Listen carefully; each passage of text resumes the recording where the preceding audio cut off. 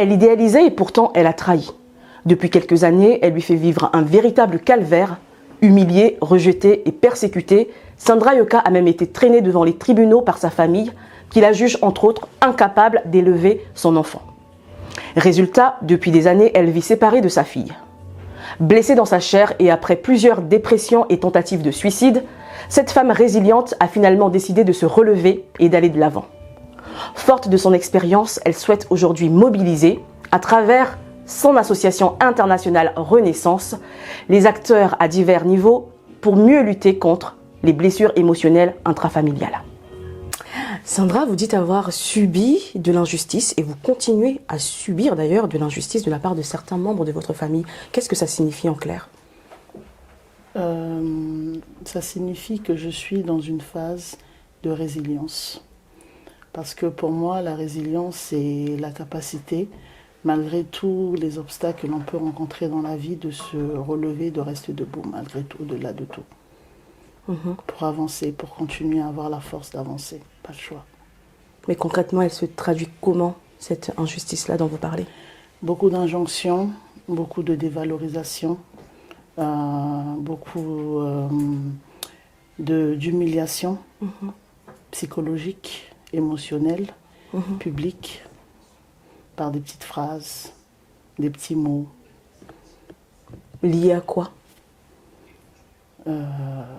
J'étais dans un environnement avec des personnes toxiques où j'ai eu du mal à pouvoir me détacher. Parce que pendant longtemps, je pensais que le détachement, c'était... j'avais peur de perdre quelque chose que je possédais. Or, au fur et à mesure du temps, je me suis rendu compte que le détachement en lui-même, c'est pas forcément d'avoir peur, c'est pas forcément perdre quelque chose que l'on possède, mais c'est de pouvoir ne plus se laisser posséder par cette chose, justement. D'accord. Et vos combats, votre combat, ce que vous subissez en tout cas, vient de la part de certains membres de votre famille. C'est exact. Ce sont des personnes plutôt proches ou bien éloignées ? Des personnes proches. Des personnes proches.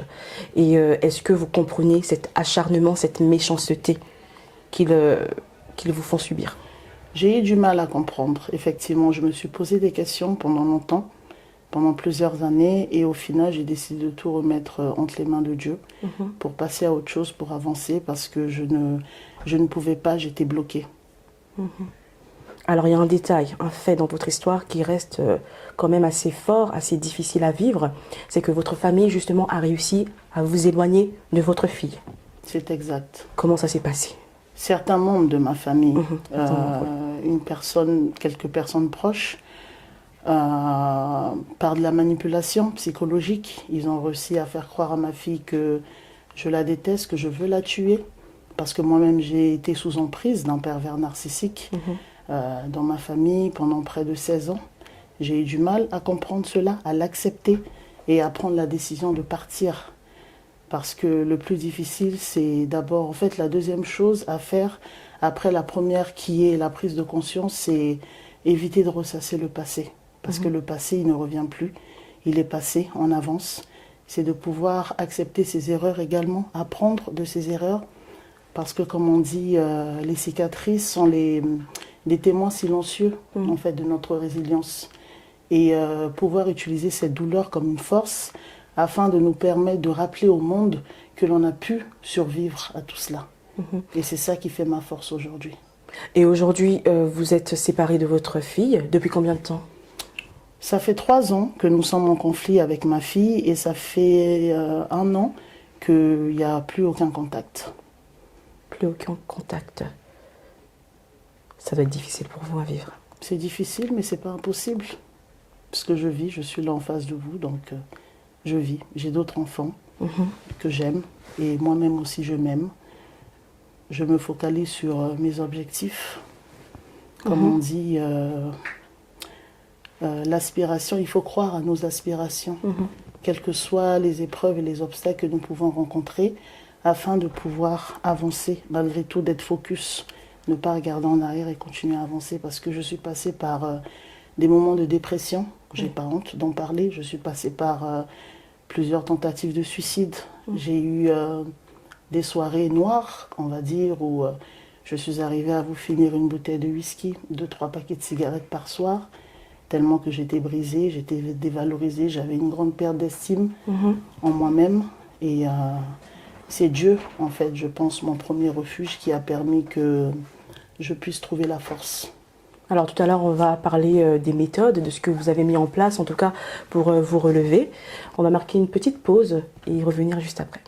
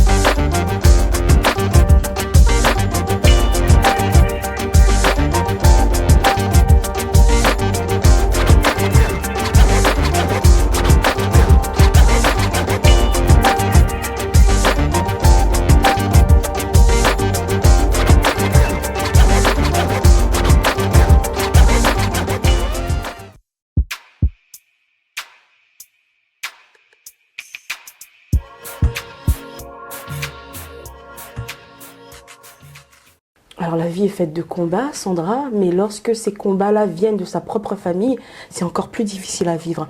Aujourd'hui, quelle place accordez-vous à votre famille dans votre vie?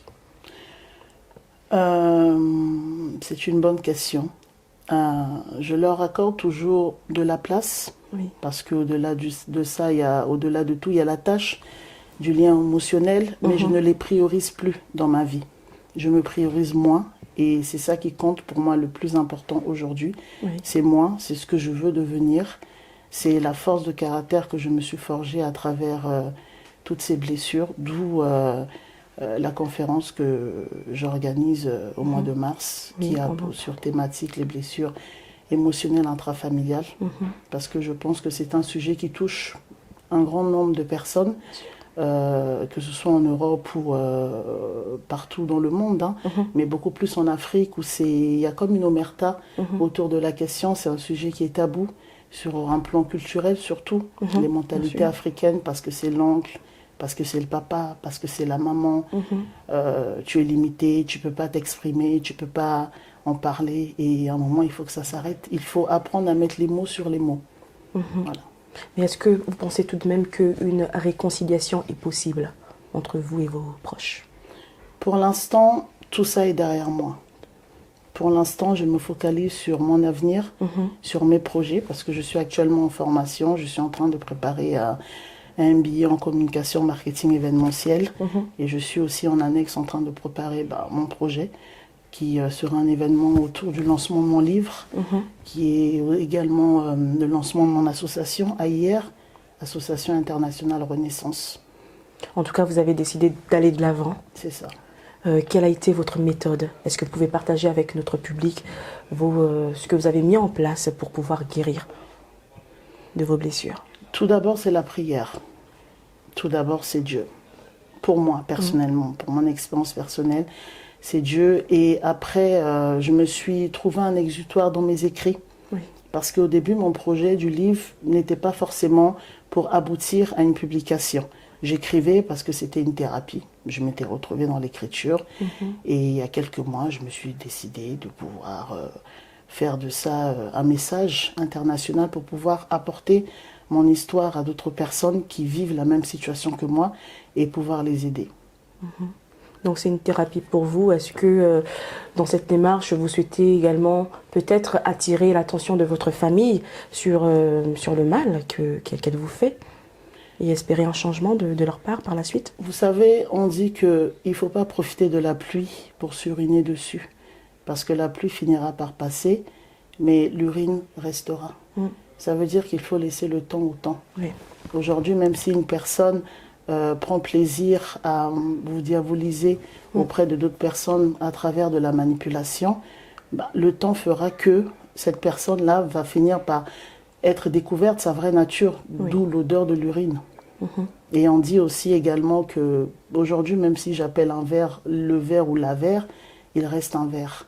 Ça veut dire que c'est pas, quel que soit ce qu'on dit de vous, votre nature ne change pas, vous restez, ça m'empêche pas d'être Sandra. Donc vraiment aujourd'hui, je ne veux pas me focaliser, comme je vous ai dit, sur ma famille. Je ne veux pas chercher à savoir si c'est bien, si c'est pas bien, qu'est-ce qui se pose comme question. Non, pas du tout. Aujourd'hui, je suis focalisée sur le reste de mes enfants, sur moi-même, sur ma vie, sur des personnes qui m'aiment, qui me soutiennent et être dans un environnement où on a besoin de moi, on m'accepte tel que je suis ou on m'aime. Alors Sandra, vous le disiez tout à l'heure, vous organisez une conférence en mars 2024 sur le thème justement des blessures émotionnelles intrafamiliales. Voilà. Est-ce que vous pouvez nous parler du programme de cette conférence? Il y aura du réseautage, il y aura également un débat intellectuel, il y aura des intervenants, dont des psychologues, des écrivains qui viennent un peu partout dans le monde, certaines personnes également de la diaspora. Il y aura également une projection de films, témoignages et plein d'autres surprises. On ne peut pas tout déballer. Oui, alors quel est le but ultime? Oui, vous allez parler de, des blessures émotionnelles intrafamiliales, c'est ça, c'est ce que vous avez dit. Sûr, mais quel est le but ultime de cette conférence? C'est la renaissance, de pouvoir faire comprendre aux gens, le maximum de personnes, que ce n'est pas une fatalité. Oui. Que nous avons souvent l'habitude de chercher des solutions à des kilomètres, alors que la solution se trouve juste à côté de nous, parce que nous-mêmes, nous sommes la solution. Et tant que nous-mêmes, nous n'acceptons pas d'être dans la prise de conscience de ce qui nous arrive et de mesurer les dégâts, les effets dévastateurs, on ne peut pas avancer. C'est vraiment de faire passer ce message qu'il y a du potentiel enfoui au fond de chaque personne. Chaque personne, peu importe le domaine, chaque personne a un talent, chaque personne a la possibilité. Mais lorsque une personne grandit dans un environnement chaotique, au sein d'une famille qui la dévalorise, vous pensez que je prends l'exemple d'une femme, cette jeune fille en grandissant, elle va croire en elle? Je ne pense pas. Et elle aura, je pense, également des difficultés dans sa vie intime. Donc c'est vraiment mon but à moi d'aider ces personnes, de leur tendre la main pour leur dire que tout est possible, que regarde ce que tu es capable de faire. Ne laisse pas des personnes te limiter, ne laisse pas des personnes te faire croire que tu n'es pas une belle personne. Et c'est parce que certaines personnes également ne réalisent pas ce dont elles sont capables de faire. Voilà, c'est un peu ça, et de créer également des colloques, après des centres de formation pour pouvoir avoir des cellules de soutien psychologique pour accompagner, même des hommes aussi, parfois, il n'y a pas que des femmes, qui font face à cette situation, à certaines situations que je connais. Effectivement. D'accord, très bien. Écoutez, on arrive à la fin de cette émission. Est-ce que vous souhaitez passer un message en particulier? Le message que je vais passer, je vais revenir encore sur la résilience. Oui. Parce que même si certaines personnes font le tout pour nous éteindre, la résilience est cette petite lumière qui nous permet de renaître. D'avoir ce petit nous, parce qu'on a toujours cette voix intérieure qui nous parle. Je suis également en train de travailler sur un concept que j'ai appelé navigation, et j'en parlerai également le jour de la conférence, pour donner des clés, des solutions également que je vais apporter à ces personnes pour pouvoir avoir la force de prendre conscience et de partir. Parce qu'entre prendre conscience et partir, ces deux étapes, on a l'impression que c'est facile en parlant, mais c'est deux étapes qui sont très, très difficiles. On est quand même curieux de savoir, de connaître ces solutions, ces astuces que vous allez partager. Est-ce que vous pouvez nous en donner 2, 3, je ne sais pas? Tout d'abord, il y a l'acceptation. Oui. Après, il y a la mesure. La mesure, l'acceptation. Qui permet de mesurer justement l'ampleur des dégâts que cela a sur une personne, sur notre affect, émotionnel, moral, physique également. Ensuite, il y a l'obstination. Lorsque l'on change d'environnement, on décide de se projeter dans quelque chose de nouveau. Après, vous avez l'utilité, lorsqu'on réalise qu'on est utile à la société, que l'on peut faire de grandes choses. Et à la fin, il y a renaissance. Et tout ça, ça symbolise le mot amour. Super, en tout cas, merci beaucoup pour ce partage. Merci à vous. Merci d'avoir témoigner. Merci à vous. Donc, le rendez-vous est pris pour le mois de mars. Le Quand 16 exactement? mars. Le 16 mars. Et ça De sera où? 14h à 21h à l'hôtel Hilton, à la D'accord. place de Clichy. Ok, très Mais bien. il y Bah, aura d'autres infos au fur et à mesure qui seront communiquées ultérieurement. très bien, c'est noté. En tout cas, nous, on reste dans l'attente de ce grand événement. Encore une fois, merci. Ah oui, on reste aussi dans l'attente de votre livre Bien sûr, qui va sortir par la même occasion. bien sûr. Merci beaucoup de nous avoir suivis. On se retrouve bientôt pour un nouveau numéro de Résilience. Sapi's greatest production.